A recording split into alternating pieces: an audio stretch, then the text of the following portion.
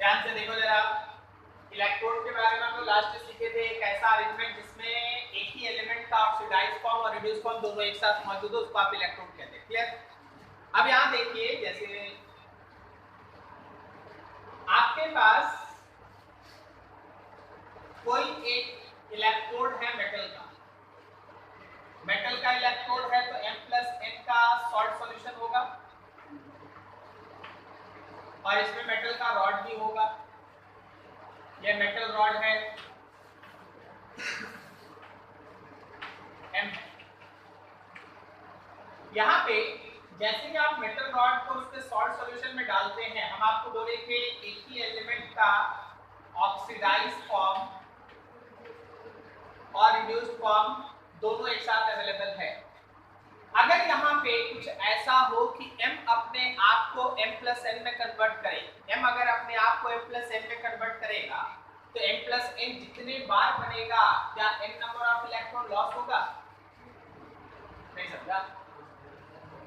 ठीक है, समझो, M अपने आप को M+N में कन्वर्ट कर रहा है, पता उसके लिए यहाँ रॉड में क्या होगा?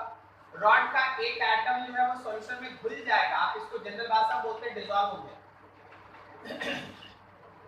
ठीक है, अगर मेटल रॉड से एक एटम निकला सॉल्यूशन में चला गया, जैसे जिंक का एक एटम निकला Zn+2 में बदल गया, कॉपर का एक एटम निकला Cu+2 में बदल गया, सिल्वर का एक एटम निकला Ag+ में बदल गया, तो वहां लगातार सॉल्यूशन में M+N का नंबर बढ़ेगा और जो इलेक्ट्रॉन छोड़ के जा रहा है उससे यहाँ माइनस पड़ेगा।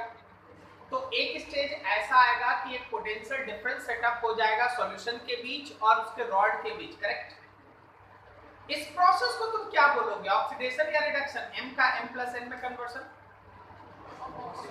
ऑक्सीडेशन। तो जो पोटेंशियल डिफरेंस क्रिएट हुआ उसका रीजन एक ऑक्सीडेशन प्रोसेस था। So this type of potential difference is called oxidation electrode potential.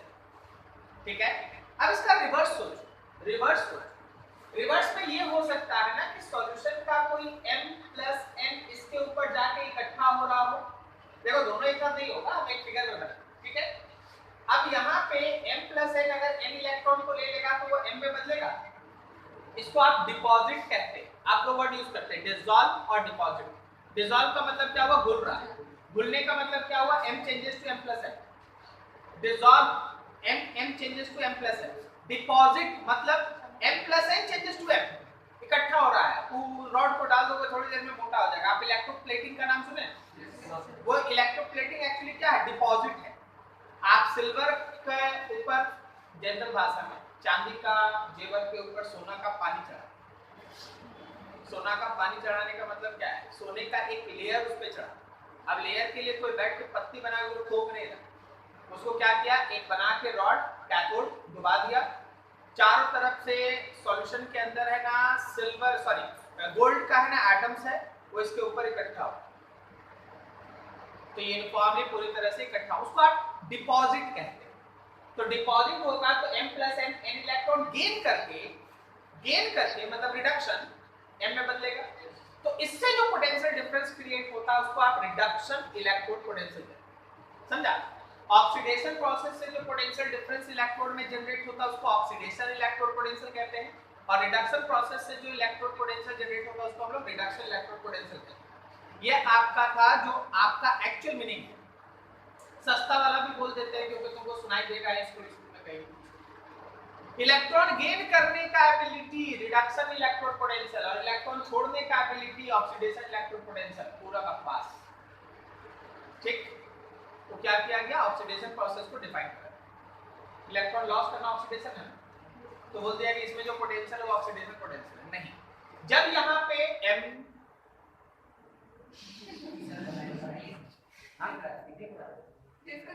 दिख रहा, सुनाई दे रहा? अंधेरा में सुनाई देता है?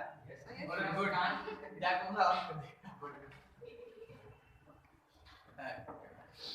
तो जब हम लोगों के पास M जो है वो अपने आप को कन्वर्ट करता है M+N में, that process is said to be oxidation. इस प्रोसेस में जो पोटेंशियल डिफरेंस सेटअप होता है उसको ऑक्सीडेशन कहेंगे। और अगर M+N अपने आप को डिपॉजिट करता है M के फॉर्म में, तो उससे जो रिडक्शन के कारण पोटेंशियल डिफरेंस जनरेट होता है उसको हम लोग कहते हैं रिडक्शन इलेक्ट्रोड पोटेंशियल। ठीक है, वो मालूम है, कट गया।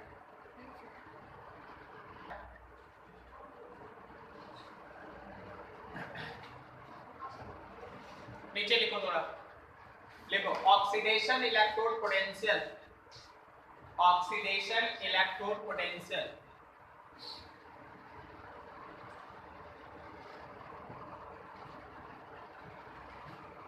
लिखना इसमें डैश लिखना।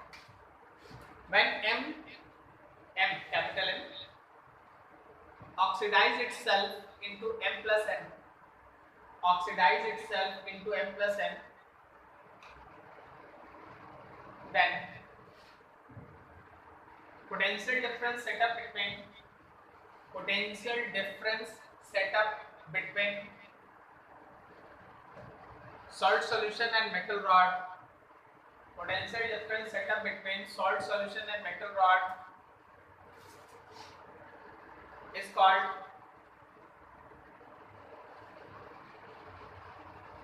oxidation electrode potential, is called oxidation electrode potential,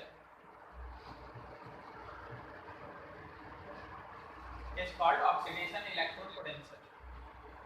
अगला लिखो reduction electrode potential, reduction electrode potential लिखना।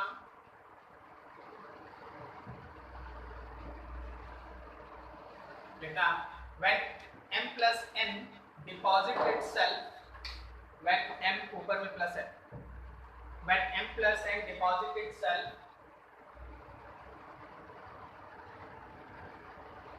into M on metal rod, then potential difference set up, then potential difference set up between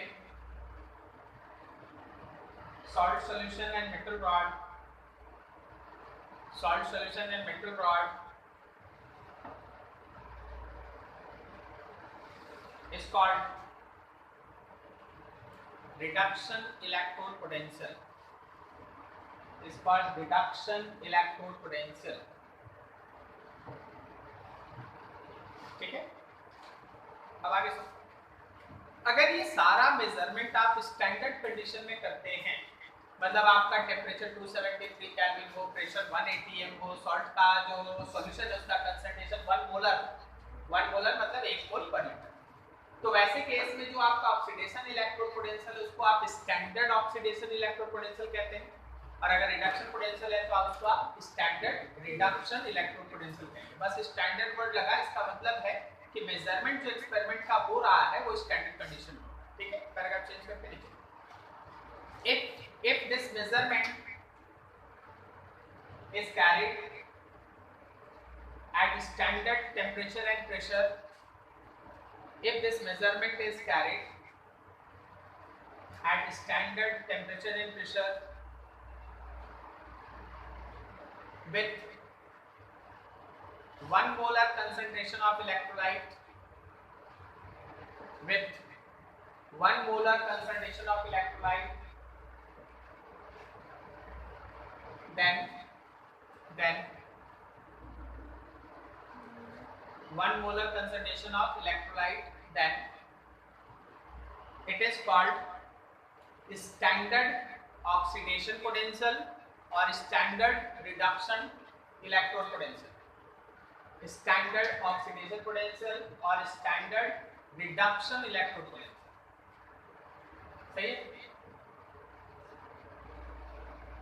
समझ में आया? तो standard word लगे तो हमें बढ़ाना है। अब इसको लिखने का तरीका देखो, अभी बहुत बार लिखना स्टार्ट करेंगे, सो बी केयरफुल।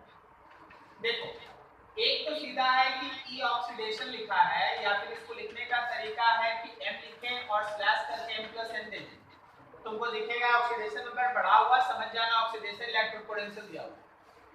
दूसरा तरीका है देने का, रिडक्शन लिखा जाए पूरा, या फिर लिख दिया जाए ऐसे कि आप खुद ही आइडेंटिफाई कर लें कि यहाँ रिडक्शन लिखा हुआ है। आप खुद आइडेंटिफाई कर पा रहे हैं रिडक्शन लिखा हुआ है, कैसे आपको ऑक्सीडेशन नंबर का डिक्रीज, करेक्ट। अब अगर हमको स्टैंडर्ड लिखना पड़ा, अगर हम स्टैंडर्ड कंडीशन में बात करेंगे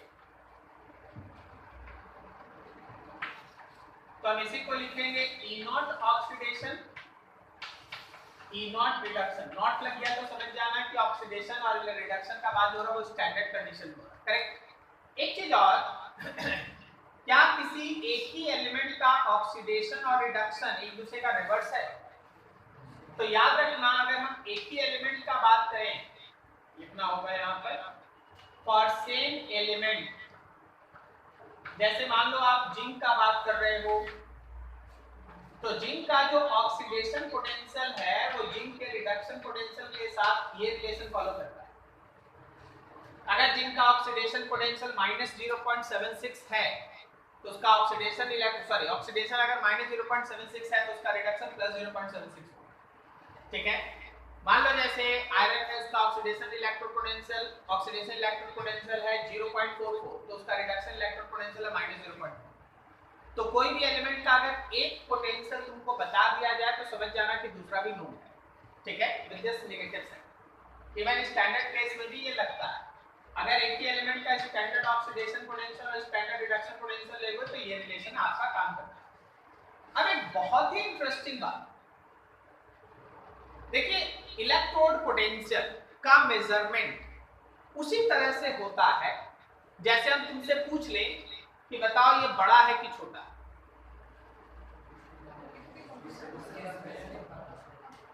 किसके रिस्पेक्ट? जब तक आप इसके रिस्पेक्ट में किसी को खड़ा नहीं कीजिएगा आप बोल नहीं सकते कि ये बड़ा है या छोटा। उसी तरह कौन से इलेक्ट्रोड पे ऑक्सीडेशन होगा, कौन से इलेक्ट्रोड पे रिडक्शन होगा, या किसका इलेक्ट्रोड पोटेंशियल कितना है, किसका रिडक्शन इलेक्ट्रोड पोटेंशियल कितना है, इसके लिए एक रेफरेंस सेट करना होगा। अगर वो रेफरेंस नहीं है तो आप इसका आंसर कभी नहीं दे सकते, आप क्या, हम या कोई भी साइंटिस्ट भी नहीं दे सकता। तो लोग क्या किया, एक रेफरेंस खड़ा किया, बोला एक रेफरेंस इलेक्ट्रोड हम लोग को रखना पड़ेगा, उसको 0 बोलना होगा, उससे अगर कोई 5 ज्यादा है तो +5, 5 कम है तो -5, 2 ज्यादा है तो +2, 2 कम है तो -5। बात समझा? और वो रेफरेंस इलेक्ट्रोड है hydrogen electrode. Hydrogen electrode is reference electrode, standard hydrogen electrode is reference electrode. उसका oxidation electrode potential standard case में और reduction electrode potential standard case में दोनों 0 है। अगर कोई हाइड्रोजन के रिस्पेक्ट में ऑक्सीडेशन शो करता है तो आप बोलते हैं ऑक्सीडेशन है, और कोई हाइड्रोजन के रिस्पेक्ट में रिडक्शन शो करता है तो आप बोलते हैं रिडक्शन है। बात समझ में आ रही है? तो रेफरेंस इलेक्ट्रोड के तौर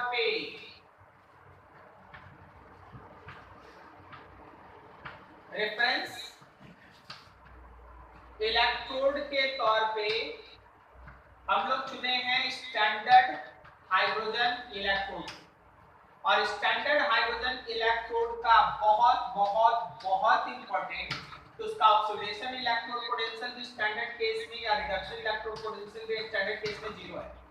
भूलना मत, इतना जगह यूज होगा ना कि आप सोच नहीं सकते। रेफरेंस इलेक्ट्रोड कौन है तुम्हारा?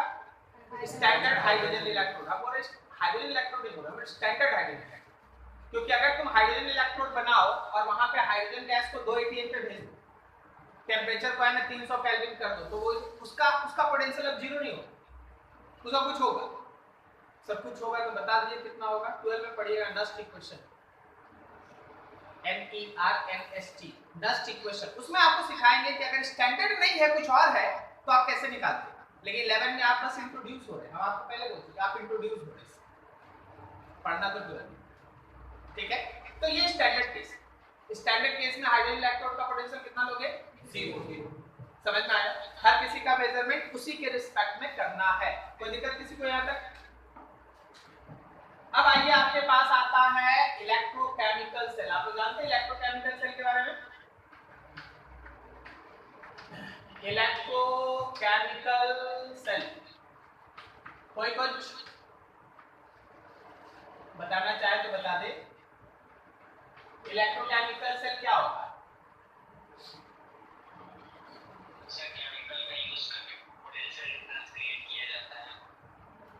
मानते हैं बिल्कुल बात, ठीक है।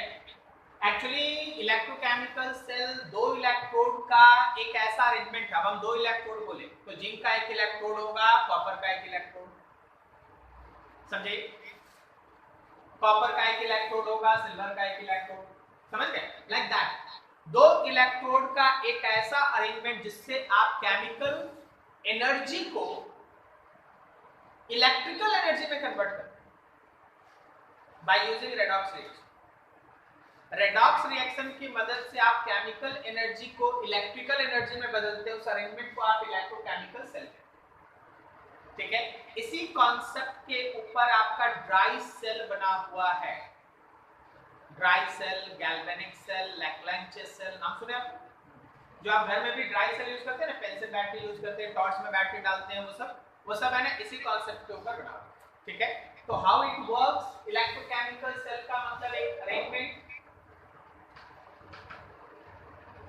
Arrangement of two electrodes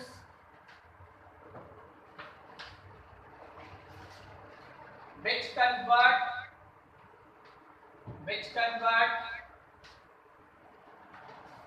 chemical energy into electrical energy, chemical energy into electrical energy। Chemical energy को इलेक्ट्रिकल एनर्जी में कन्वर्ट करने के लिए जो दो इलेक्ट्रॉन का अरेंजमेंट है उसको आप इलेक्ट्रोकेमिकल सेल कहते हैं। ठीक है, सुनिएगा ध्यान से समझिए। एक्चुअली एक फिगर है, हम अगर फिगर यहाँ बना देंगे तो फिर हमको रिएक्शन है ना दूसरे बोर्ड पे लिखना होगा, थोड़ा मैनेज नहीं हो पाएगा। तो आप यहाँ तक नोट कर ले, फिर हम अगले पेज पे इसका डायग्राम ये सब लेके चलेंगे।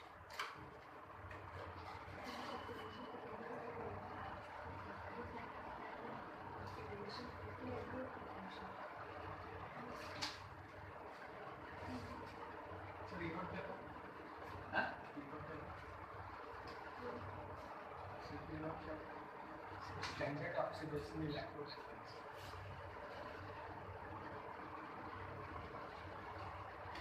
E0 OX लगा है तो standard oxidation electrode potential, E0 RD लगा है तो स्टैंडर्ड रिडक्शन इलेक्ट्रोड पोटेंशियल। आपको पूरा लिख लीजिएगा, ठीक है, आप लोग पूरा लिख लीजिएगा क्योंकि बाद में भी आपको याद होना चाहिए।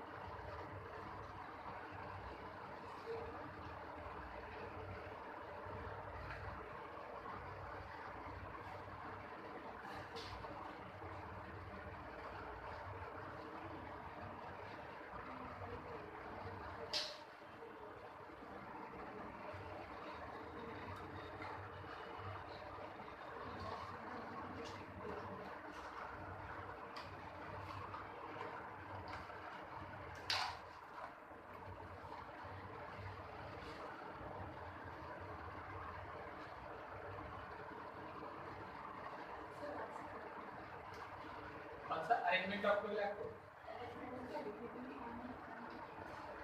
रेफरेंस इलेक्ट्रोड, उसमें हम बोले कि हम लोग है ना स्टैंडर्ड हाइड्रोजन इलेक्ट्रोड को रेफरेंस इलेक्ट्रोड की तरह ट्रीट किए, उसी के बेसिस पे हम लोग देखे कि कौन ऑक्सीडाइज हो रहा, कौन रिड्यूस हो रहा, उसका पोटेंशियल कितना है।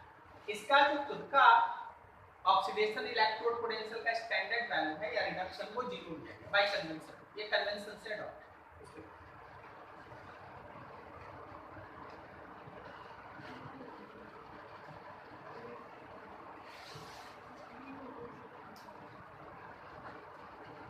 अभी हो गया होगा आप लोग का, क्लियर हो गया? यस। चलो अब देखो इलेक्ट्रोकेमिकल सेल का डायग्राम ये सब देखो, उसमें रिएक्शंस कैसे होता है सब देखो।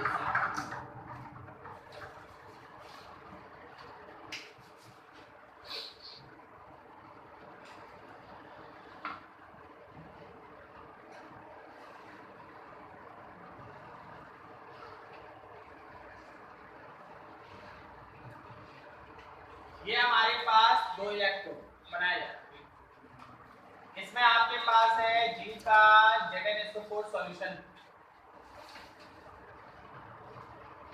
ZnSO4 सॉल्यूशन, क्या ZnSO4 में सॉल्यूशन में आपको काम है Zn+2 का और सल्फेट आयन का, करेक्ट ना? ये सॉल्यूशन में मौजूद है। इसमें आप डुबा के ऐसे रखे हैं जिंक का रॉड, ये जिंक का रॉड, यहाँ पे आपके पास है CuSO4 सॉल्यूशन, CuSO4 सॉल्यूशन, इसमें मौजूद होगा Copper+2 एंड सल्फेट,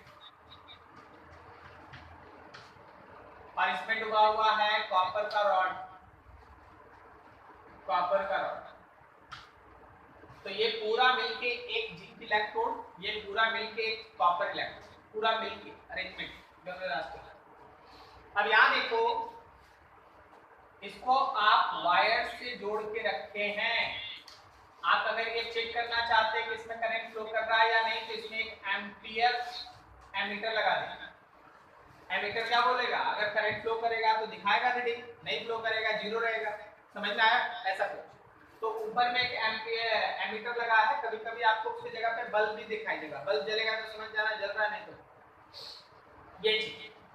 अब देखो प्रॉब्लम क्या होता है,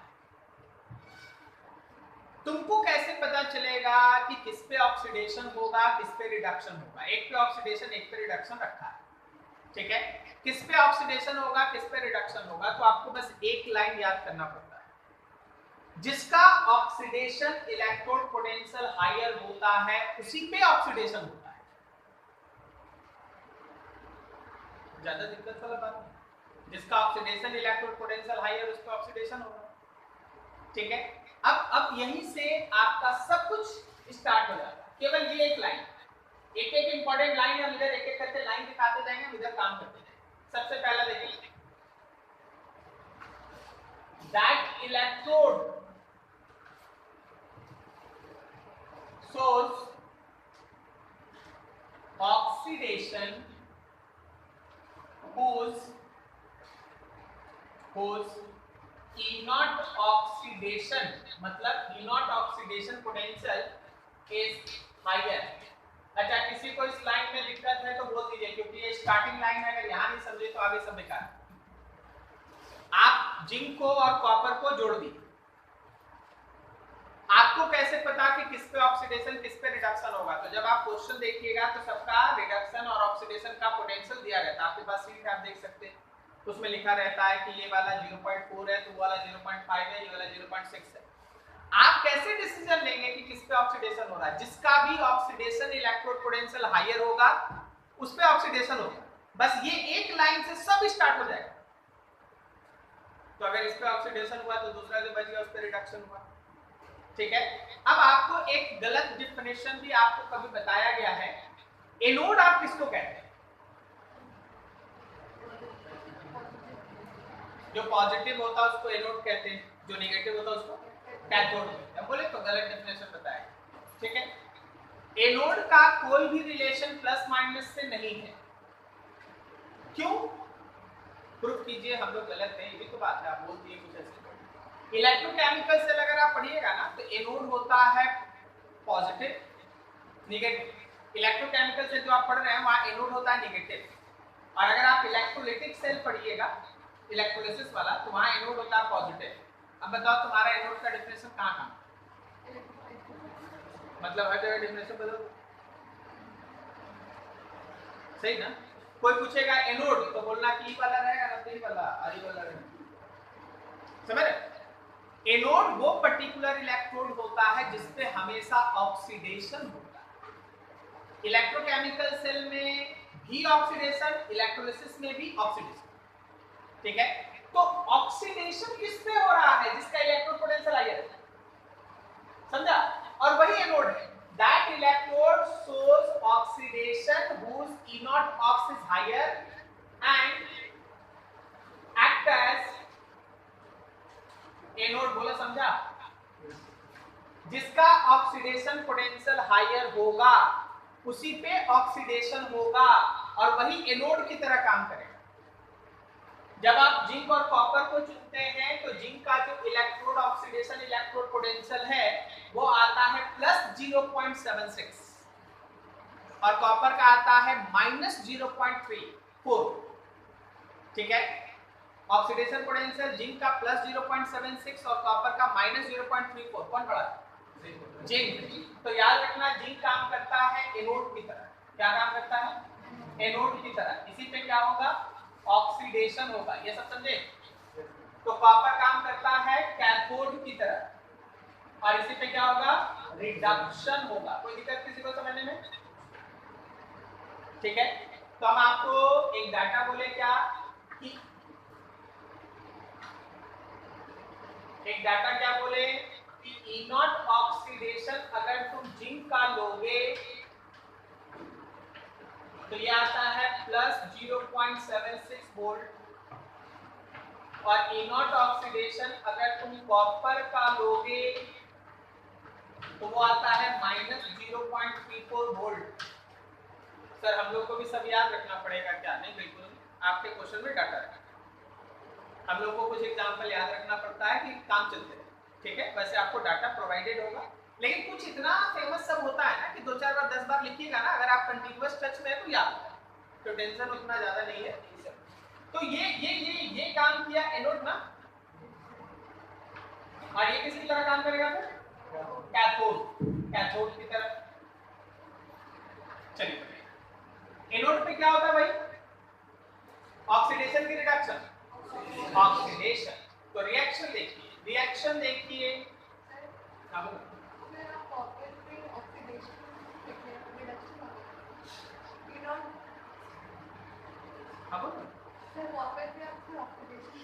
तो मेरे लिखने से थोड़ी ना कुछ, हमको तो ऑक्सीडेशन कंपेयर करना था, तो हम दोनों का ऑक्सीडेशन लिख के दिखाएं। मेरे लिखने से कुछ नहीं, उसको जो होना होगा बस।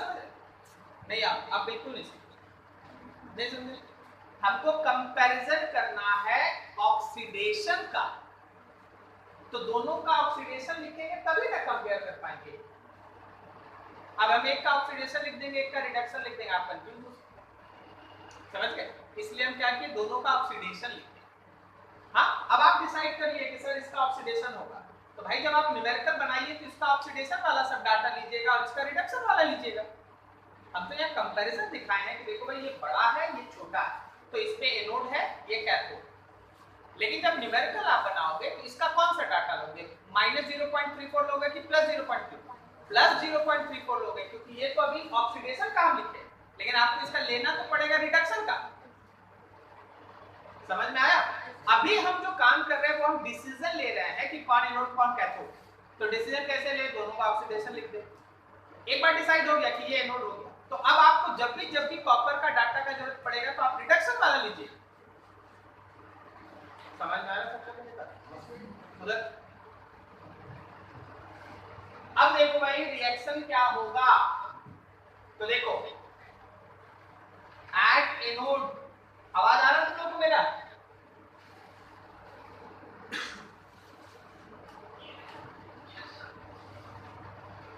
जब आवाज वाला बात बोलेंगे ना तो ऑनलाइन वाला बोल दीजिएगा, क्योंकि ऑफलाइन वाले लोगों को तो आवाज आएगी ना। ठीक है, एट एनोड ऑक्सीडेशन, और मन में अगर कुछ दुविधा हो, संकोच हो, कुछ डाउट हो तो प्लीज आस्क।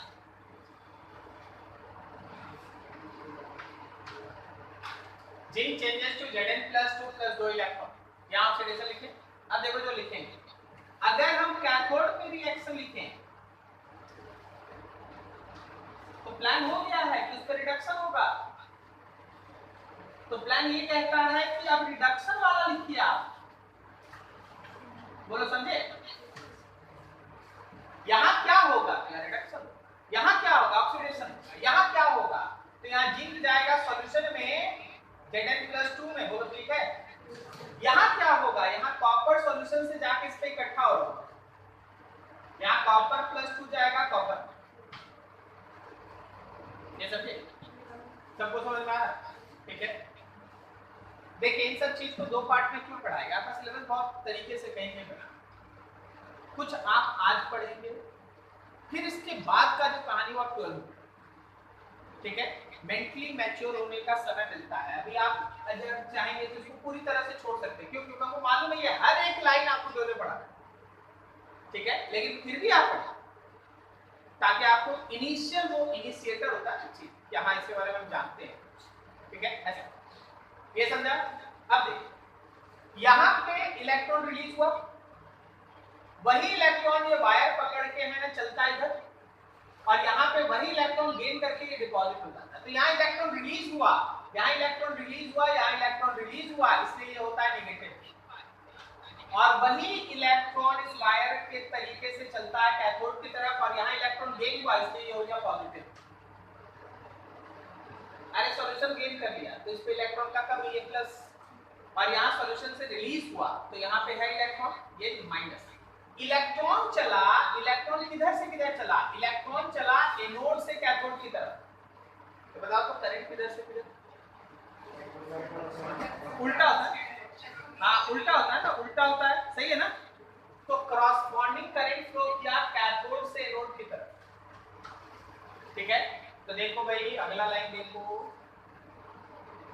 एनोड है कैसा, नेगेटिव है, इस पे होता है ऑक्सीडेशन। कैथोड कैसा, पॉजिटिव है, उस पे क्या होता है, रिडक्शन।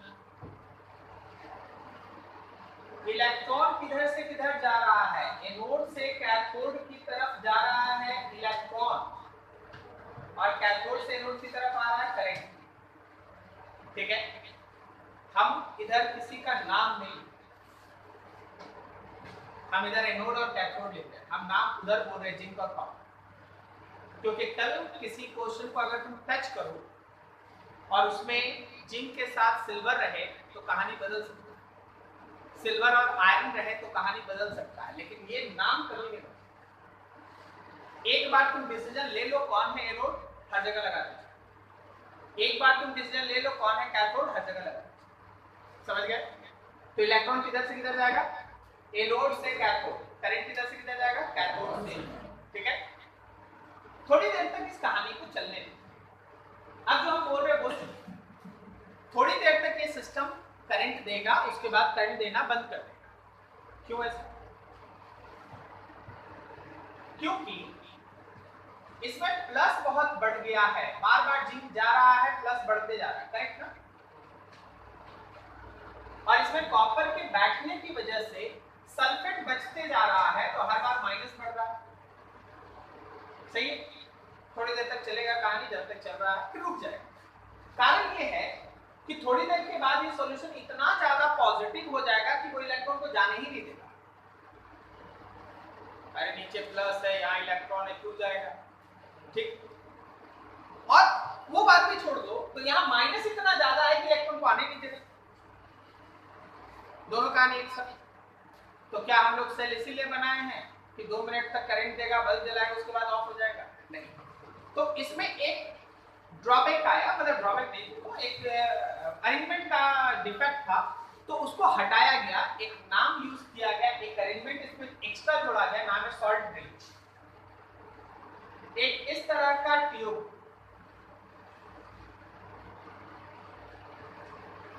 ठीक है, इस तरह का ट्यूब जिसमें जेल के फॉर्म में, जेल मतलब जो टूथपेस्ट करता है, पेस्ट लेता है, जेल के फॉर्म में आइडियल इलेक्ट्रोलाइट भर के रखा गया है, इसको कहते हैं सॉल्ट ब्रिज। इसमें रहता है आइडियल इलेक्ट्रोलाइट,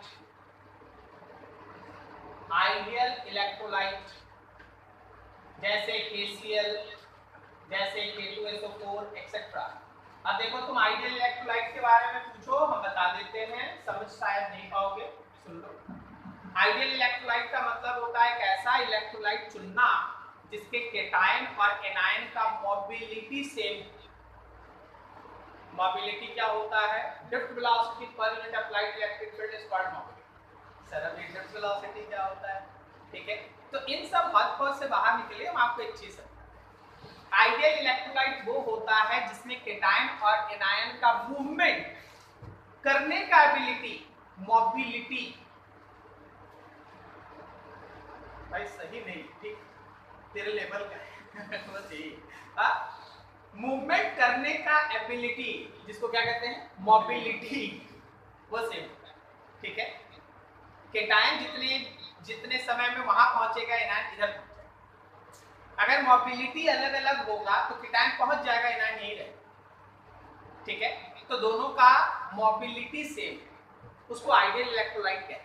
अब देखो इस आइडियल इलेक्ट्रोलाइट या सॉल्ट ब्रिज के यूज करने से हुआ क्या, ये किया क्या, इधर माइनस ज्यादा था ना तो इसको प्लस दे दिया, और इधर प्लस ज्यादा था उधर माइनस दे, ठीक है। तो इधर प्लस ज्यादा था माइनस देके न्यूट्रलाइज कर दिया, इधर माइनस ज्यादा था प्लस देके न्यूट्रलाइज कर दिया। अगर तुम दोनों तरफ देने का बात करोगे तो तुम फिर फंस जाओ, इसलिए एक तरफ से लो दूसरी तरफ दो, कहने का मतलब माइनस इधर से हटाया और माइनस इधर दे दिया, जब ये हुआ नहीं है। हुआ क्या था, इसका माइनस खत्म करने के लिए इधर प्लस दिया था और इसका प्लस खत्म करने के लिए उधर माइनस दिया था, तो हम बोले कि माइनस इधर से लेके उधर दे, ठीक है। सर इससे फायदा क्या, क्यों गलत गलत पढ़ा, ठीक है। एक्चुअली गलत नहीं पढ़ा रहे, हमको है ना थोड़ा फिजिक्स का भी नॉलेज है, तो हम उस चीज को यहाँ साथ में लेके चलते हैं ताकि चीजें है ना सब चीजें मेंटेन है। करंट कभी भी उस रास्ते में इंटर नहीं करता जिधर से निकलने का रास्ता ना। करंट इज लाइक चोर, क्या बोलो, पहले बाहर निकलने का रास्ता खोल देता, अगर बाहर निकलने का रास्ता नहीं है तो आपको पता है, अगर ये वायर, इस वायर का एक स्विच आप वहां दे दीजिए और इसको ऐसे खुला छोड़ दीजिए, इधर खुला छोड़ दीजिए तो इसमें करंट नहीं, वो सब छूटते देखिए सब मारे। जैसे ही आप छूते हैं ना तो आप एक्चुअली सर्किट कंप्लीट कर देते हैं अर्थ को लेकर, फ्लो कर जाता है। नहीं तो तुम्हारे घर में जो चार्जर लगा है, ठीक है, आप उसका स्विच दे लीजिए, आपका बिजली का बिल नहीं है, कारण करंट आप यूज नहीं कर रहे। करंट देखा कि नीचे लटका हुआ इसका तो कहीं जाएंगे, इसमें तो आएंगे कैसे, तो जाएगा ही नहीं। लेकिन तुम जैसे ही छुआ, एक्चुअली तुम उसको है ना अर्थ के साथ जोड़ दिए तो सर्किट कंप्लीट हो गया, तो फ्लो कर जाता। इसलिए ऐसा नहीं कि सर बताए हैं कि उधर से आ नहीं रहा होगा, उधर छू के देखते हैं, आप जैसे छुएगा सर्किट कंप्लीट हो जाएगा। अगर आप छुएगा नहीं तो सर्किट कंप्लीट नहीं होता। मतलब एक बात है कि करंट उसी ब्रांच में इंटर करता है जिधर से निकलने का रास्ता होगा, निकलने का रास्ता नहीं है तो करंट फ्लो नहीं करता। ओके, अब देखो इधर से इधर पे तुम करंट भेज दिया, लौटाया नहीं, लौटाया ना, लौटने के लिए उसको एक रास्ता चाहिए, ठीक है। तो ऊपर ऊपर इलेक्ट्रॉन फ्लो करता है और नीचे आयन फ्लो करता है, तब जाके सर्किट कंप्लीट होता है। चलिए माइनस पे खेलते, इलेक्ट्रॉन गया एनोड से कैथोड और सॉल्ट ब्रिज से आ गया माइनस, क्या सर्किट कंप्लीट लग रहा है आपको, ठीक है। तो माइनस देखिएगा आपको बहुत सारा कॉन्सेप्ट क्लियर हो जाएगा, ठीक है। माइनस प्लस दोनों मत देखो, केवल माइनस पे। तो इलेक्ट्रॉन गया ऊपर से और नीचे से माइनस आया, इलेक्ट्रॉन गया ऊपर से नीचे से माइनस आया, ये लगातार चलते रहेगा, लगातार ये प्रोसेस चलते रहेगा। तो इसका मतलब सर जिंदगी भर उसको देना चाहिए, लेकिन बैटरी या तो 4-5 दिन 10 दिन के बाद चार्ज हो जाता, सही बोल, हाँ। इसलिए कि ये तो गलते जा रहा है ना, गलना समझ कर डिसॉल्व होते जा रहा है ना, और इस पे जैसे जैसे लेयर बैठता जाएगा इलेक्ट्रॉन का एक्सचेंज डिफिकल्ट होते जाएगा। नहीं, पहले सीधा कॉपर और सॉल्यूशन कांटेक्ट में था, फिर उसके बाद एक डिपॉजिट हो गया, उसके बाद और डिपॉजिट हो गया। इधर क्या हो रहा है, ये पिघलते जा रहा है, पिघलते जा रहा है, तो कभी ना कभी खत्म होगा, ठीक है। इसलिए उसका एक लाइफ है। क्लियर हो गया, समझ में आ रहा है सब कुछ, ठीक है। सॉल्ट ब्रिज का रोल क्या है, सॉल्ट ब्रिज का दो रोल है, सॉल्ट ब्रिज का दो रोल है। पहला, टू मेंटेन, आवाज आ रही है आप लोगों को, to maintain charge neutrality in electrodes के अंदर चार्ज न्यूट्रलिटी को मेंटेन करना उसका एक काम है। और दूसरा काम क्या है, टू कंप्लीट इनर सर्किट,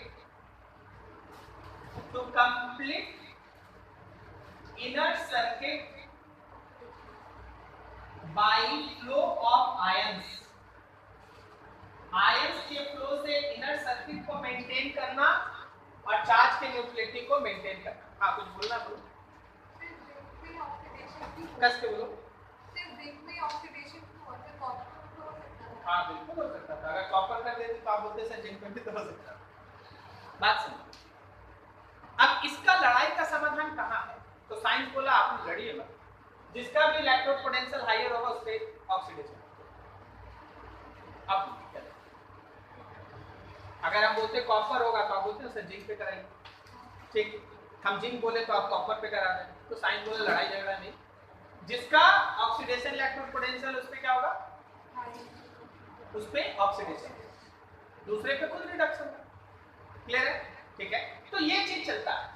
अब देखो अगर हम तुमसे बोले कि भाई पूरा रेडॉक्स रिएक्शन बता दो, तो ऑक्सीडेशन ये है, रिडक्शन ये है, रिडॉक्स मतलब दोनों जोड़ोगे, जब तुम दोनों जोड़ोगे तो क्या 2 इलेक्ट्रॉन से 2 इलेक्ट्रॉन कट जाएगा, तो आपका रिएक्शन होगा zinc plus copper plus 2 arrow copper arrow sorry plus zinc plus 2, बोलो सही है? इसको और अच्छे से अगर लिखना चाहो तो जिंक के ब्रैकेट में सॉलिड लिखो, कॉपर में एक्वस लिखो, क्योंकि ये सॉल्यूशन में है, ये सॉलिड रॉड में है। फिर यहाँ देखो ये सॉलिड बना और ये एक्वस बना, सही जा रहे हैं? कुछ अच्छे क्वेश्चन के अंदर इलेक्ट्रॉन का नंबर सेम नहीं होता, जैसे यहाँ अभी देखो ना जिंक और सिल्वर, तो जिंक एक्सचेंज करेगा 2 इलेक्ट्रॉन और सिल्वर 1, तो समय जोड़ेंगे कैसे? वेरी गुड, कोएफिशिएंट से मल्टीप्लाई कर देंगे, इलेक्ट्रॉन के नंबर को बराबर कर। अच्छा अगर जिंक रहेगा और एक एल्युमिनियम रहेगा, अब क्या करेंगे, जिंक में 2 इलेक्ट्रॉन, एल्युमिनियम में 3 इलेक्ट्रॉन, तो फिर क्या करेंगे, जिसमें 2 है उसमें 3 से मल्टीप्लाई, उसमें 3 उसमें 2 से मल्टीप्लाई, तो ये काम आपको करना पड़ेगा, कोई दिक्कत नहीं आता। ठीक, यहां तक कहीं किसी को डाउट, बात कर लीजिए। साइन में दिक्कत है, यहाँ पे जो जिंक आया सॉल्यूशन के अंदर तो 2 इलेक्ट्रॉन छोड़ा ना, तो इलेक्ट्रॉन यहाँ है, उसको अगर आप इधर से कनेक्ट नहीं भी करेंगे तो भी यहाँ जिंक जाएगा सॉल्यूशन में, इलेक्ट्रॉन रहेगा, तो ये माइनस है। अब इसके रिस्पेक्ट में यहाँ इलेक्ट्रॉन डिफिशियंसी है तो ये प्लस। आप इसको दो तरीके से, एक जगह इलेक्ट्रॉन रिलीज हो रहा है तो जहां रिलीज हो रहा है वहां माइनस बनेगा ना, वहां माइनस बनेगा, वो चला जाएगा दूसरी जगह, एक अलग बात, और जहां इलेक्ट्रॉन गेन हो रहा है वहां क्या बनेगा, प्लस। तो जिंक पे हो गया हम लोगों का माइनस और कॉपर पे रह गया प्लस। ठीक है, अभी आप इलेक्ट्रोड बदल दीजिएगा, ऊपर से नोट कैंसिल बदलेगा तो प्लस माइनस, जैसे जिंक से निकल रहा है तो वो घट रहा है तो माइनस हो जाएगा। कौन घट रहा है वो, मतलब कौन, जिंक जिंक से निकल रहा है तो उसमें माइनस लगेगा।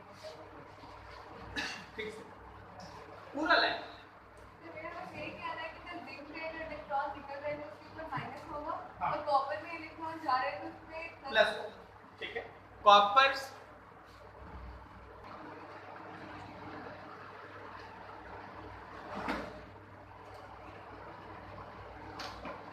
देखिए, एक तो और चीज इसमें हम ऐड करें, जरा गौर से देखिए, सामने में है तुम्हारे पास सेल, इस तरह का जो पॉइंट अभी आप उधर पढ़ रहे थे, ये जो देख रहे थे शॉर्ट ब्रेक ये सब लिखा हुआ, इन सब के नीचे लिखना है, लेकिन हम इधर लिख रहे हैं, अलग से देख रहे हैं, समझते जाए। ठीक है, रिप्रेजेंटेशन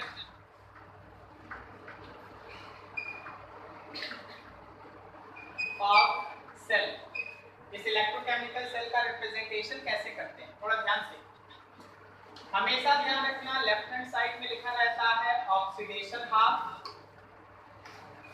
फिर ये डबल स्लैश होता है, उसके बाद होता है reduction half.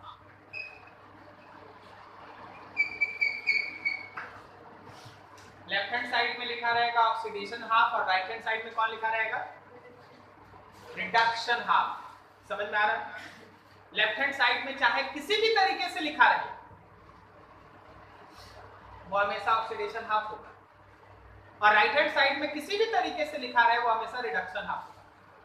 Left hand side में कौन रहेगा, और राइट हैंड साइड में, और बीच में ये जो दो लाइन दिखाई देता है ये होता है सॉल्ट रिंग। नहीं समझे क्या बोल रहे हैं, हम समझा, जैसे एक एग्जांपल देखो, अभी तुम्हारा ही इलेक्ट्रोड देखो तो ये लिखा रहेगा zinc slash Zn+2 double slash copper slash copper, समझे क्या लिखा हुआ, ऑक्सीडेशन हाफ रिडक्शन। पता है यहाँ बहुत दिमाग है ना, स्थिर है, तुरंत समझ में आ जाए, करेक्ट ना। देखो अगला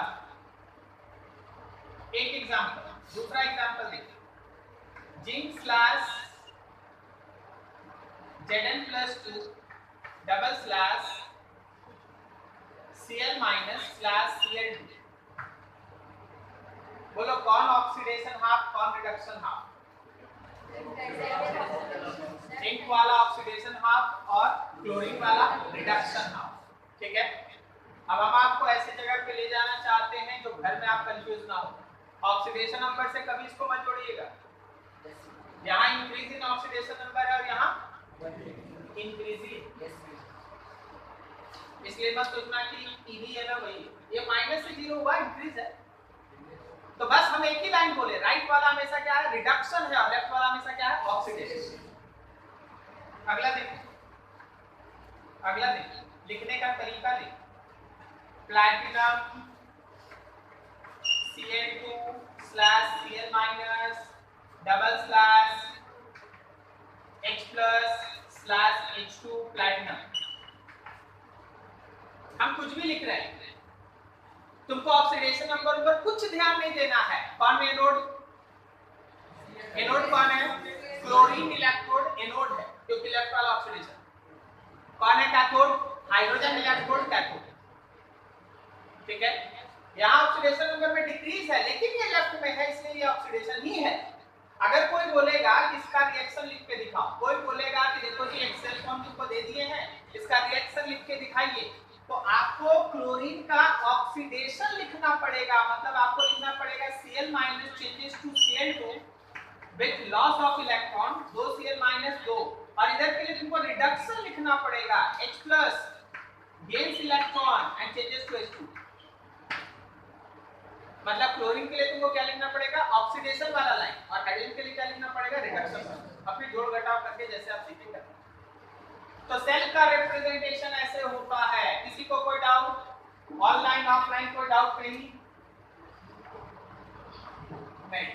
ठीक, आइए अब आगे। हर एक सेल जो आप बैटरी खरीदते हैं बाजार में, आप उस पे देखते होंगे पेंसिल बैटरी है तो 1.6 वोल्ट समथिंग इस तरह से कुछ लिखा हुआ है, करेक्ट है? उसको हम लोग कहते हैं ईएमएफ ऑफ सेल। क्या बोलते हैं? EMF of cell. ठीक है, कोई भी सेल का बैटरी का अगर ई0 सेल आप लिखेंगे, standard EMF of cell, standard EMF of cell, standard के लिए क्या लिखा हुआ है? Naught EMF of cell. तो आप स्टैंडर्ड ऑक्सीडेशन पोटेंशियल लीजिएगा एनोड का, और उसमें जोड़ दीजिएगा स्टैंडर्ड रिडक्शन पोटेंशियल कैथोड का। बोलो बोलो, समझे क्या करना है? किसका ऑक्सीडेशन इलेक्ट्रोड पोटेंशियल लेना है? जिसको आप एनोड मान के चलो, जो एनोड है। एनोड कौन है? जिसका ऑक्सीडेशन पोटेंशियल हायर है, उसका आप ऑक्सीडेशन पोटेंशियल लीजिएगा, और दूसरे का रिडक्शन, दोनों को जोड़ दीजिएगा। तो चलिए जरा हमको इस डाटा को ध्यान में रख के ईएमएफ ऑफ सेल बता दो। इस डाटा को ध्यान में रख के ईएमएफ ऑफ सेल बता दो। जिंक और कॉपर का जो इलेक्ट्रोड बना है उसका ईएमएफ ऑफ सेल बता दो।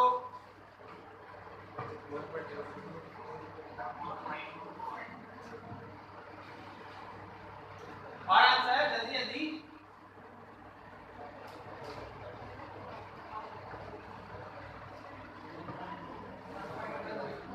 कितना? 1.1 वोल्ट। आलोक रंजन 4.2 कैसे लाया? माइनस कर दिया। देख नहीं रहा है? ई वाला तो ऑक्सीडेशन ठीक है, लेकिन ये ऑक्सीडेशन नहीं लेना होगा, इसका रिडक्शन लेना होगा। रिडक्शन करोगे तो यहाँ प्लस आएगा। हाँ? 1.2 कैसे आया? ऐड से क्यों?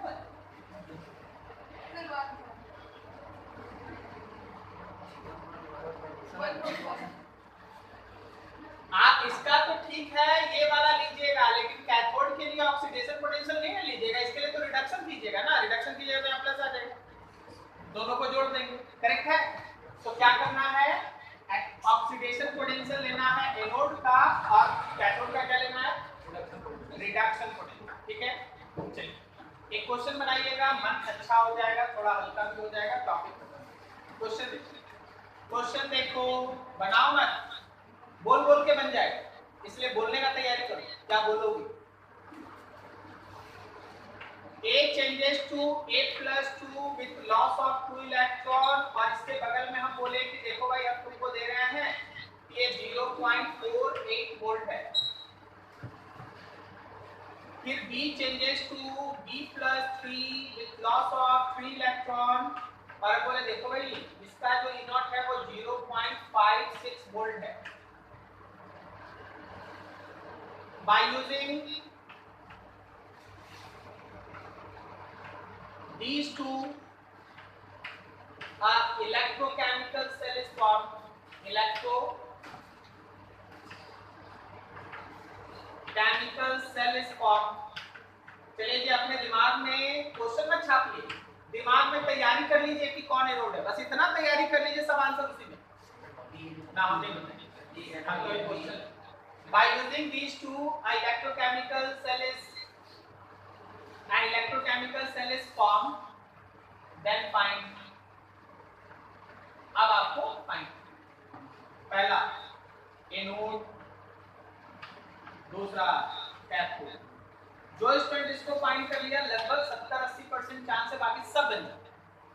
ठीक है। Third, reaction at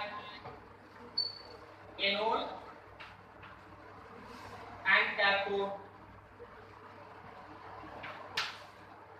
Fourth, redox change, मतलब redox reaction। okay। Fifth, direction of flow of electron and current।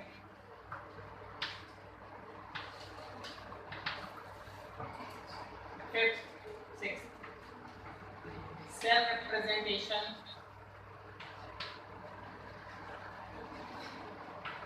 and last, EMF of cell। हाँ, आप लोग तैयार हैं? आप लोग तैयार हैं? हाँ बताइए। Which is anode?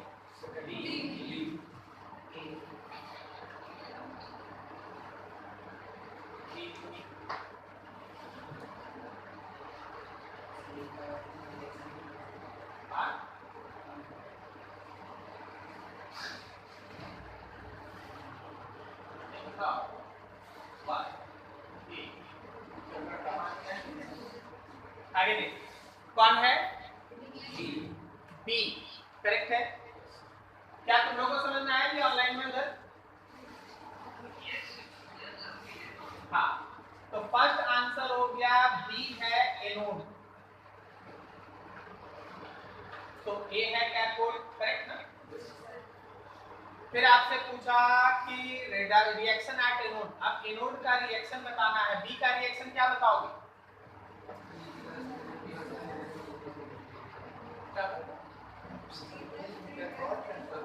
अब हमको कब एनोड का बताना है, रिएक्शन एट एनोड। एनोड कौन है? बी वाला जैसे वैसे, जैसे वैसे ही। तो B changes to B+3 and 3 electron, ये एनोड वाला हो गया ना। कैथोड वाला बोलो। A+2 plus 2 electron changes to A, correct ना। रेडॉक्स बोलो, ऊपर वाले को 2 से और नीचे वाले को 3 से मल्टीप्लाई कर रहे हैं, करेक्ट है। एक ही बार में मन नहीं गुना कर लो भाई, 3 है ये 2 है, 2 से ये मल्टीप्लाई हो गया, 2 भी हो गया, यहाँ पे 3A+2 हो गया, एरो के बाद 2B+3 हो गया, और साथ में 3A हो गया, तो सही है। कितना इलेक्ट्रॉन कैंसिल किए? मन ही मन 6 इलेक्ट्रॉन कैंसिल किया। अगर तुमसे पूछ देते कि इस रेडॉक्स रिएक्शन में कितना इलेक्ट्रॉन इन्वॉल्व है? 6। नेक्स्ट इक्वेशन जब आप 12 में पढ़ेंगे तो 6 का काम, ठीक है। अभी आपको काम, तो अभी कितना है आपका पास? ये। अब आपसे आगे पूछा गया रेडॉक्स से हो गया, direction of flow of electron, electron किधर से किधर जा रहा है? बी से ए, एनोड से कैथोड, बी से ए, करेक्ट है। और करंट ए से बी हो गया। रिप्रेजेंटेशन पूछा गया 3 4 5 जो भी है, अगला कौन है 6। सेल का रिप्रेजेंटेशन पूछा गया तो B changes to B+3 anode oxidation और A+2 changes to A cathode reduction. Correct है। लास्ट लाइन आंसर बता दो काम। 0.08 बोलिए बोलिए सबको आंसर बोलिए।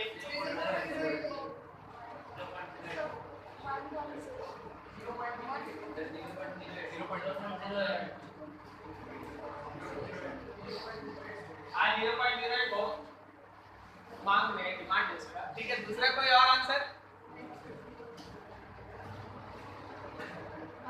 एकदम सही बोले। एक्चुअली देखो लिखने का भी तरीका से हम तुमको एक हिंट दे, आपको लिखना पड़ेगा जिसका ऑक्सीडेशन हो रहा है उसका ऐसे और दूसरे वाले का रिडक्शन 8+2 चेंजेस टू 8। अब देखिए ये कौन सा पोटेंशियल दिया था A का ऑक्सीडेशन, लेकिन लेना है क्या ऑक्सीडेशन? नहीं लेना है रिडक्शन। B का कौन सा पोटेंशियल दिया है? ऑक्सीडेशन। लेना कौन है? ऑक्सीडेशन। तो यही चीज ध्यान तो रखना है, प्लस 0.56 लेना है और प्लस इसमें -0.48 करना है। करेक्ट ना? तो ये सॉल्व करके आ रहा है 0.08। समझ गए इतना देर से क्या पढ़ा रहे? ठीक है, तो ये तुम्हारा बेसिक है, इसमें बहुत सारी चीजें ऐड होंगी जब आप करेंगे। ठीक है, नोट कीजिए।